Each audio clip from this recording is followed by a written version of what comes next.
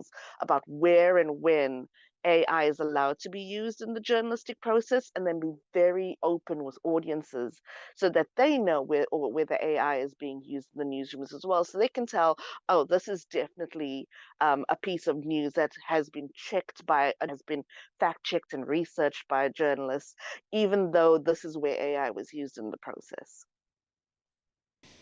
I like that approach, but what ethical challenges arise? I think you've already spoken about them briefly. Uh, when AI automates parts of the journalistic process, such as, fact checking and story generation.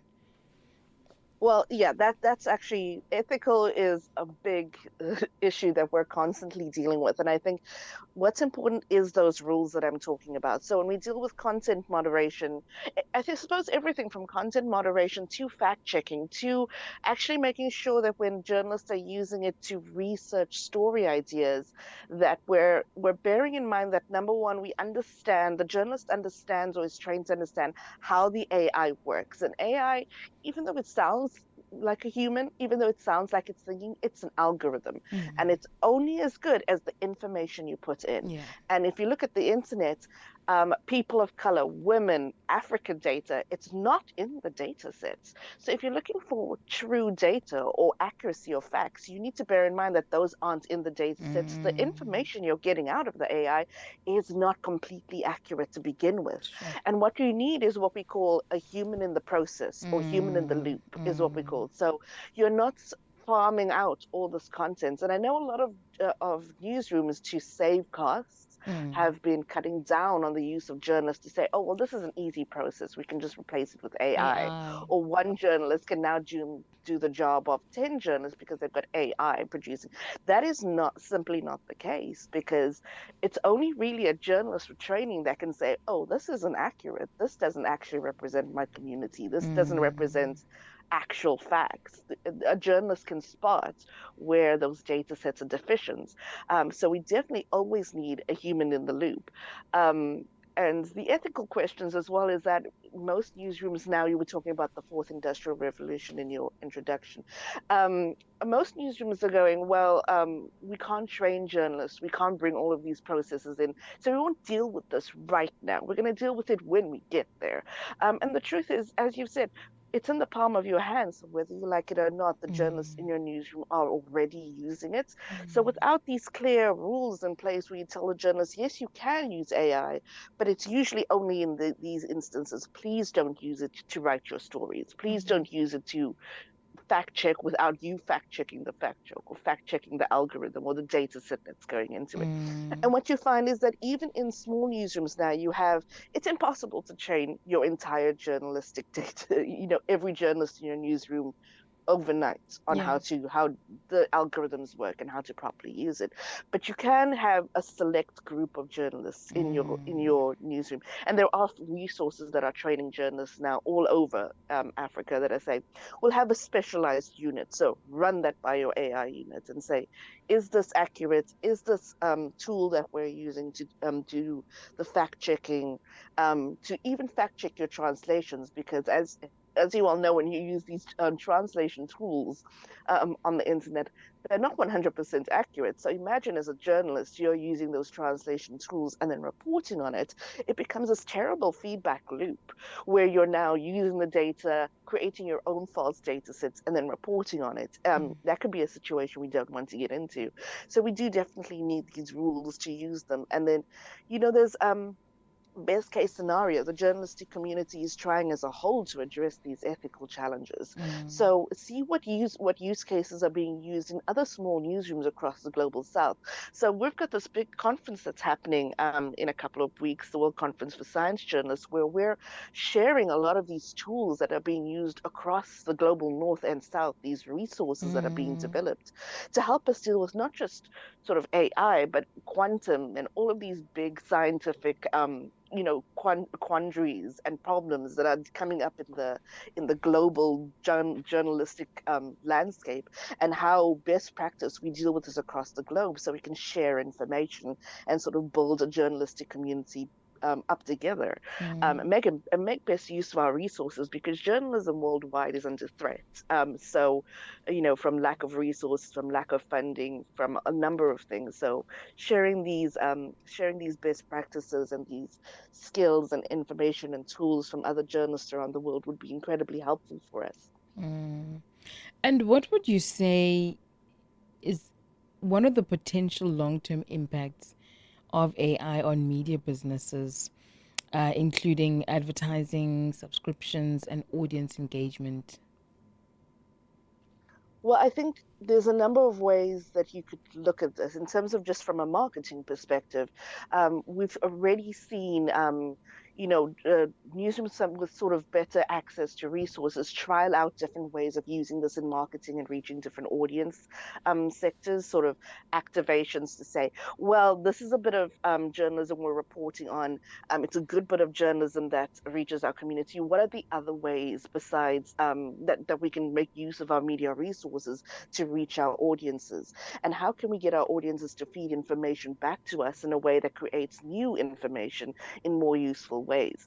So it's not just sort of audiences filling in forms or calling into radio stations. AI can come up with a number of ways you can reach out to your audiences, incorporate that information back into the reporting loop, and create better sort of stories from that. Um, and in terms of sort of how does the future look in newsrooms, it really does depend on how newsrooms are. It's going to radically change newsrooms going Mm, forward. It has already. yeah. And what we really worry about is we're going to see this growing divide between AI equipped newsrooms and traditional newsrooms. And we Mm, know from the whole digitalization of newsrooms in particularly Southern Africa and South Africa is that the newsrooms that are slow to adapt to digital processes don't really do that well. So it's really important that we adapt fast. And the ones that unfortunately don't adapt well are not going to be able to keep up with the changing ethical practices, the changing demands from your audiences when they say, well, these radio stations and these TV stations are generating so much more content than you. Clearly, you need to incorporate AI more, and no one is mm, checking if that content is actually accurate or what yeah. the quality of that content is. Because if everyone is producing generic content that isn't of quality, it doesn't serve our audience. And journalism has a very important job in South Africa, particularly. We need to make sure that the journalism we're producing, even when AI is involved, is of quality. So it's important that we address how best, depending on the resources your newsroom has, the best ways to incorporate that into your newsroom. I think we're going to see also a lot of micro newsrooms popping up. So in places where newsrooms have had to shut down due to costs, we'll see a lot of micro newsrooms that are powered by AI tools popping up, which might address a lot of resource problems that we've had in the past.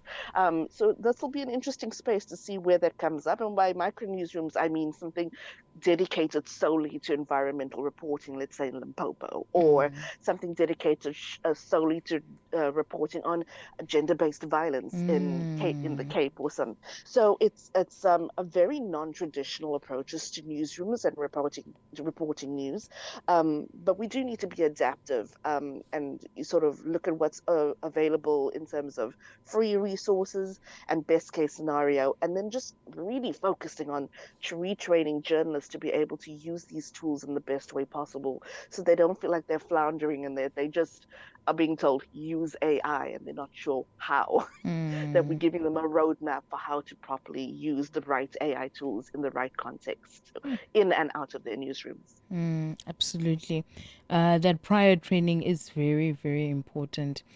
Now, how should regulators and industry leaders address AI's influence to ensure responsible journalism and sustainable media business?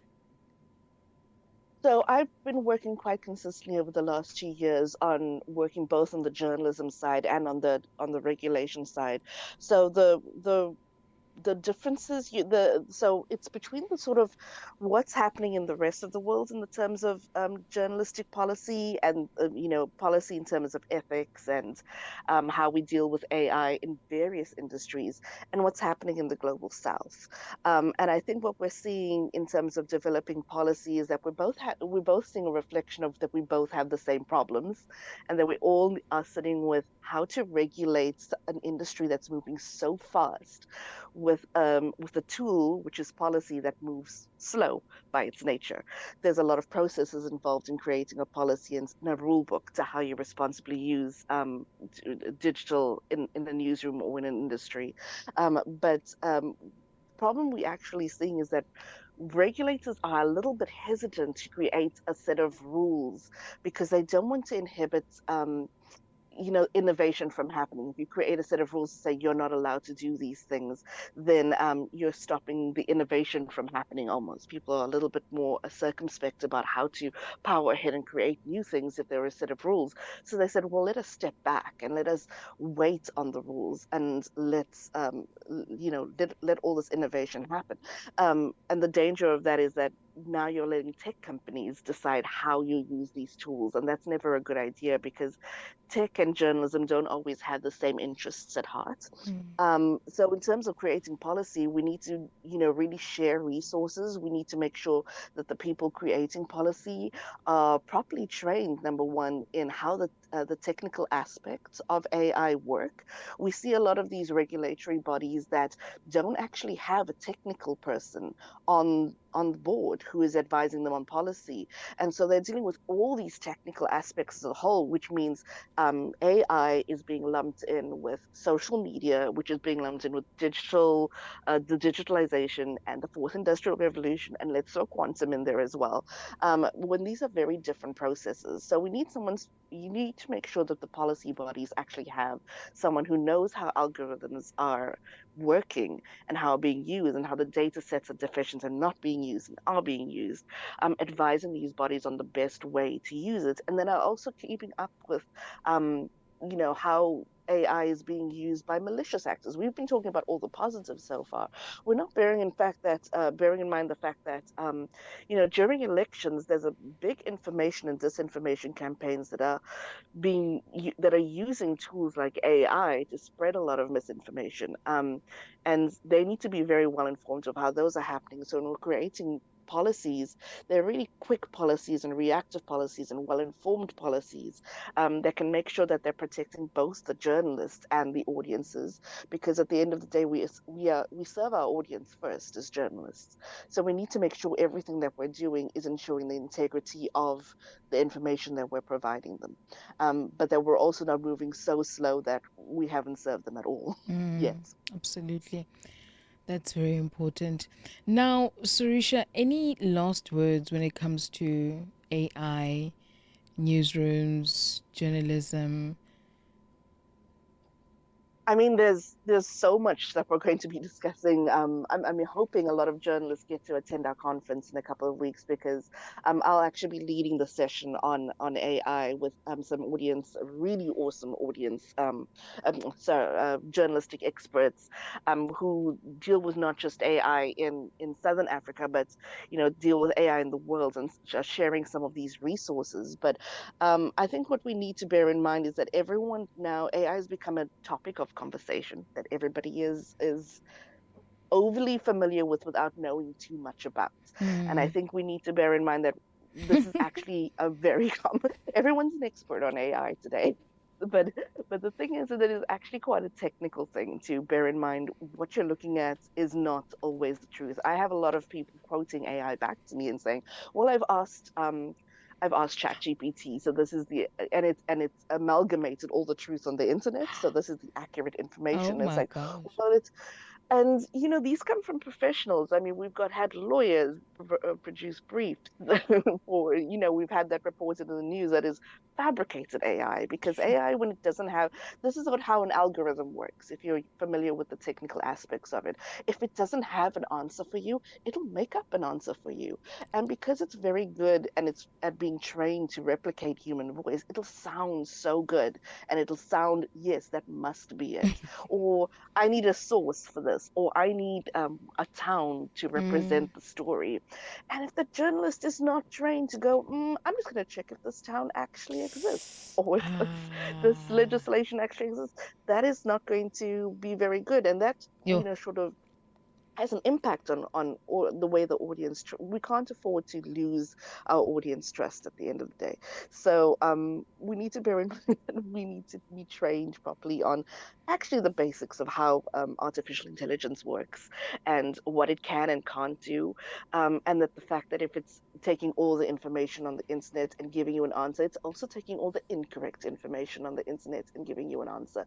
So if people bear that in mind and say, well, I've just chat GPT this and it says this, um, maybe this is the news I go with, then that is definitely something that shouldn't be happening. Fortunately, we can see from all the resources we have now and all the reports that audiences still trust the news more than they trust the AI in their hands. Um, but we need to make sure that we're still producing news of quality going forward, so that even when we incorporate AI, audiences know that this is accurate and this is not. Mm-hmm. Absolutely. Sure. So, Risha, thank you so much. You've said a mouthful and such important information that is needed in order for us newsrooms to know how to navigate, this big giant elephant that's in the room. And everyone, like you're saying, everyone is aware of it and using it, but how are you using it? So thank you so much for sharing this information. It's definitely very helpful. And I think, yeah, more conversations and dialogues such as these are important so that, everyone can understand what is this AI that everyone is talking about? How do you use it? What are the benefits? What are the dangers as well? And that's what you've highlighted during this conversation. So we really thank you for your time. My pleasure. Thank you for having me. Thank you, Sarisha. Bye bye. Have yourself a good Bye. day. Bye bye. You too. Bye. Bye. There you have it, family. Some highlights